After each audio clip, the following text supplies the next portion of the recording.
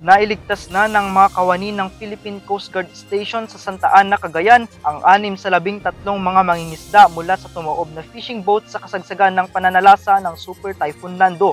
Sa mga sakay ng barko, saang napaulat na nasawi habang may 6 pang nawawala at patuloy na hinahanap sa sinasagawang search and rescue operation sa lugar. Batay sa ulat, nakaangkla ang fishing boat sa bahagi ng Barangay San Vicente, subalit binayo ito ng sunod-sunod na malalakas na alon dahilan para tumaob ang bangka. Gumamit ng power saw ang mga tauhan ng PCG para butasin ang ilalim ng tumaob na bangka upang doon ilabas ang mga mangingisda. Hindi naman madaanan ang Itawes Bridge sa Piatwao matapos umapaw ang tubig sa Chico River, bunsod pa rin sa pananalasa ng bagyong Nando.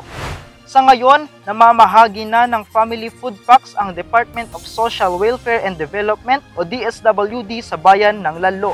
Umarangkada naman ang Hot Meals on Wheels ng PCG sa bayan ng Gonzaga para mamahagi ng mainit na pagkain sa mga apektadong residente na pansamantalang nanunuluyan sa Gonzaga National High School.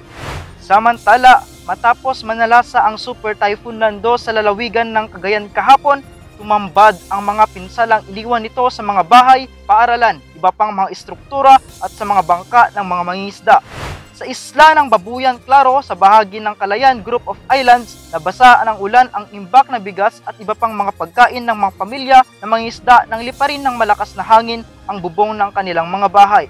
Ang mga malalaking tindahan sa lugar ay wala na ring anilang reserba kaya namomroblema sila dahil aabot na lamang sa 2 hanggang 3 araw ang kanilang mga supply ng pagkain.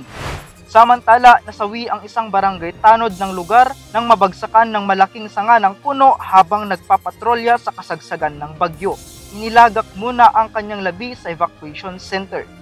Sa mga nagnanais tumulong sa bayan ng Calayan, maaring makipag-ugnayan sa numero ng munisipyo sa 0930-312-4250. Nimrod Torano, UNTV News and Rescue, Diyos ang aming sandigan, serbisyo publiko ang aming pinahalagahan.